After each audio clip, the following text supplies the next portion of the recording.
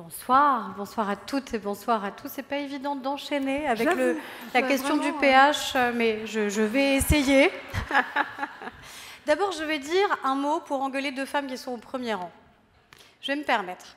Parce qu'il se trouve qu'il y a quelques mois, j'ai eu l'honneur et le privilège de remettre à Madame Florence Sandis une Légion d'honneur qu'elle ne porte pas. Et que juste à côté d'elle, une grande dame des médias, Delphine Ernotte, je disais, mais c'est étrange, toi aussi tu devrais l'avoir. Ne la porte pas non plus. Alors mesdames, puisqu'on parlait d'audace, je peux vous dire que non seulement les hommes me sollicitent pour l'avoir, mais eux, quand ils l'ont, ils la portent. Donc vous seriez bien inspirés de la porter également.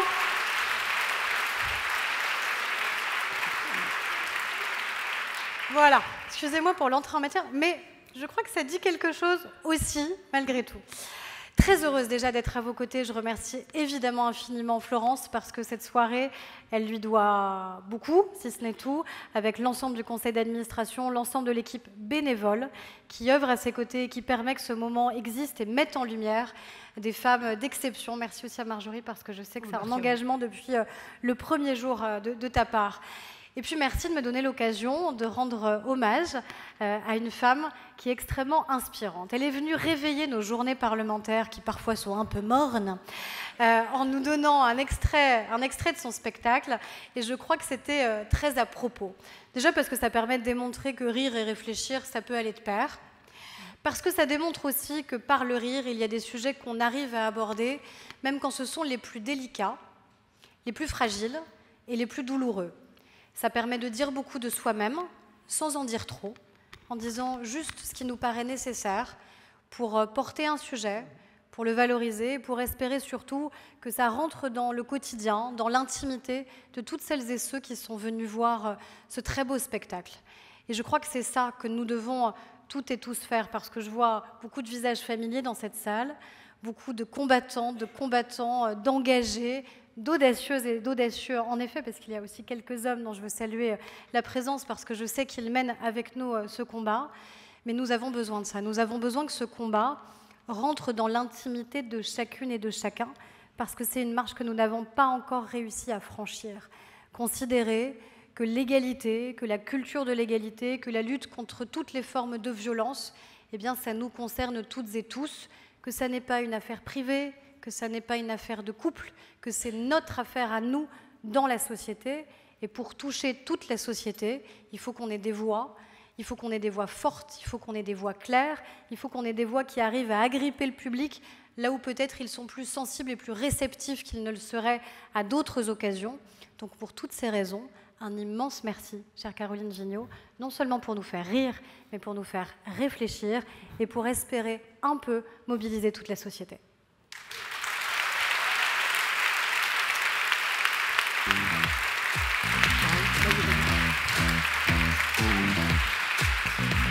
Il est là, il est déjà là. Alors Aurore, on vous a simplifié la vie, il est là.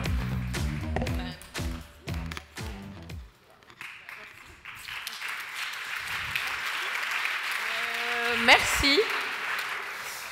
Je suis très émue parce que je n'ai pas reçu beaucoup de prix dans ma vie et j'avais prévu de dire plein de trucs et là je suis un peu bouleversée. Je fais un métier aujourd'hui où je me sens parfois un peu seule et d'être remerciée par vous, ça me donne votre courage pour continuer. J'étais avocate avant et quand j'ai décidé, l'audace ou la folie, je ne sais pas quel mot il faut choisir, de tout plaquer un jour sur une décision que j'ai pris à pile ou face quand même, cette décision, savoir si je changeais de vie et que je quittais un métier, un vrai, pour devenir saltimbanque et que je l'ai fait et je me suis dit, est-ce que je vais me sentir aussi utile? Et c'était mon angoisse en fait. Et aujourd'hui, je sais que je suis utile parce que j'utilise le rire pour porter un combat qui est le combat des femmes. Et j'ai utilisé ma propre vie, ma propre expérience pour parler de choses que je mets en scène et par le rire, je fais réfléchir. Enfin, j'imagine, j'espère en tout cas. J'ai parlé comme ça de ma première embauche dans mon premier cabinet où j'étais embauchée en même temps qu'un ami qui avait fait exactement la même fac, la Sorbonne que moi, qui avait exactement le même diplôme que moi, dans le même cabinet et qui gagnait donc exactement 900 € de plus que moi. Et c'est là que je me suis dit, Caro, tu connais enfin le prix d'une bite. Et... non mais... attention. c'est pas le mot qui est choquant, hein, c'est le montant. J'ai aussi parlé d'autres expériences. J'ai découvert en tant qu'avocate que lorsque vous frappez une femme, en moyenne, un homme prend en gros, on va dire, 6 mois avec sursis. Ça veut dire qu'il ira en prison que s'il recommence. Donc dire que le premier essai est gratuit.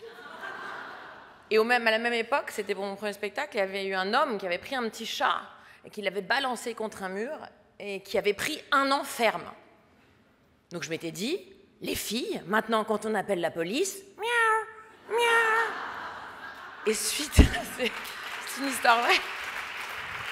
Et suite à ce sketch, j'ai quand même pris, venant de protection, d'associations de protection animale, des titres dans des magazines, ça. Caroline Vigneault veut tuer les chats.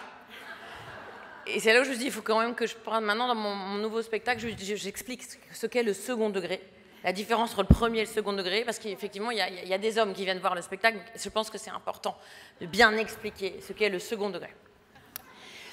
Je ne vais pas le faire ici, ils sont trop peu nombreux. Je sais que vous comprenez. Après, j'aimerais aussi dire que parfois, il y a une responsabilité des femmes, et je pense sincèrement qu'il y a une responsabilité des femmes. Quand j'étais avocate, je me souviens, et je pense que certaines d'entre vous l'ont vécu, comme beaucoup de femmes, je disais que j'avais un petit diplôme, j'étais une petite avocate dans un petit cabinet qui faisait des petites choses. Donc ça suffit, maintenant faisons comme les mecs, parlons de nous en disant qu'on est des super meufs, qui avons des super diplômes, des gros projets, dans des grosses émissions, des gros médias, et qu'on est des grosses meufs chamées. Voilà, c'est ça qu'il faut dire. Il ne faut pas avoir peur d'aller plus loin.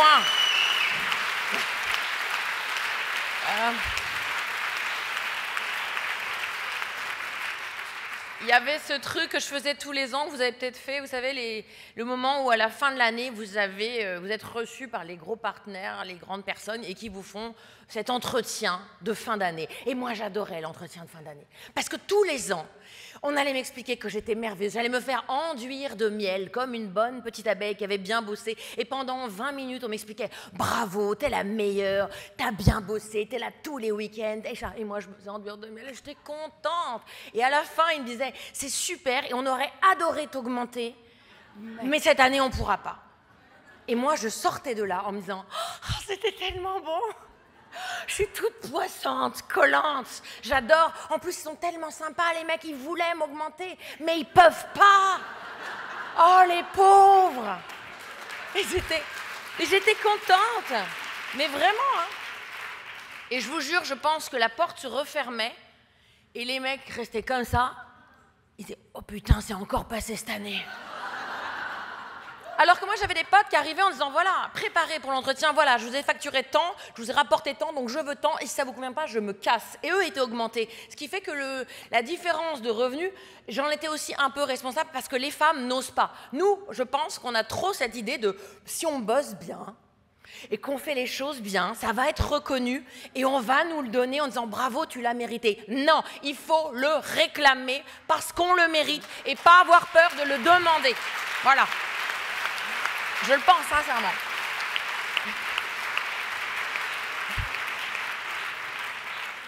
Et aussi, je pense qu'il faut... Alors moi, j'ai la chance d'avoir toujours eu de la répartie, je le reconnais. Pas du tout, ouais. Non, mais avant, on disait que j'étais chiante et mal éduquée. Et aujourd'hui, j'ai trouvé un lieu, la scène, où mes défauts de mon enfance, parce que j'ai passé mon enfance en attendant, chut, arrête, tais-toi, tu fais trop ton intéressante. Et aujourd'hui, j'ai trouvé ma place. Sur scène, je suis heureuse, je peux dire tout ce que je veux, et même choquée, et c'est pas grave. J'ai été très loin dans ce nouveau spectacle, parce que j'ai décidé de le produire. Tout le monde m'a dit que j'y arriverais pas. J'ai même mis la maison que j'ai héritée de mon père en gage, je vous jure que c'est vrai, pour payer la production du spectacle. Non, mais on m'a dit que j'allais tout perdre. Là, je viens de réserver le Grand Rex avec la peur au ventre, mais en me disant que j'allais y arriver, qu'il n'y avait pas de raison. Les mecs le font, je le ferai aussi. Et même si j'ai peur, j'ose, et grâce au courage que vous allez me donner ce soir, à ce prix, je vais oser encore plus fort, encore plus loin. Quand j'ai été dans mon premier stage, mon patron m'avait dit un jour « Caroline, ce soir, on va aller dîner. » Et je lui ai dit « Bah non, je ne veux pas. » Et il m'a dit « Non, mais tu n'as pas compris. Tu es en stage gratuitement dans mon cabinet. » Parce qu'on n'était pas payé. Et donc, tu vas venir dîner. Et c'est là seulement que je comprends que le dîner, c'est moi. Et là, je me suis pas démontée. Et j'ai eu la chance, grâce à ma répartie, de le regarder dans les yeux et de lui dire « Ah, pardon, j'avais pas compris. D'accord, du coup, ce soir, vous n'allez pas rentrer tôt chez vous. Est-ce que vous voulez que je prévienne votre femme ?» Et là, le mec s'est dit « Cette fille est tellement folle, elle va appeler ma femme. » Donc, évidemment, il n'y a pas eu de dîner. Évidemment, j'ai perdu mon stage, j'ai été virée le lendemain. Mais c'est pas grave parce que j'en ai trouvé un autre derrière. Parce que j'ai continué à oser. Et en one-woman show, avec mon One Prod, qui est ma boîte, où je suis présidente de cette SASU, c'est-à-dire que vous avez toute la boîte devant vous. Alors que non, c'est pas vrai, j'ai aussi une salariée qui est dans la salle, on est 2 meufs.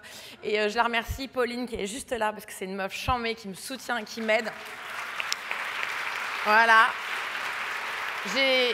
J'ai pu faire des choses parce que j'ai cru en moi et j'ai misé sur moi. J'ai réalisé un film alors que tout le monde me dit t'as pas fait de film, tu pourras pas. J'ai eu la chance de présenter les Molières. J'ai fait des projets, j'en ai plein d'autres. Et c'est grâce à des soirées comme ce soir et à ce prix, franchement.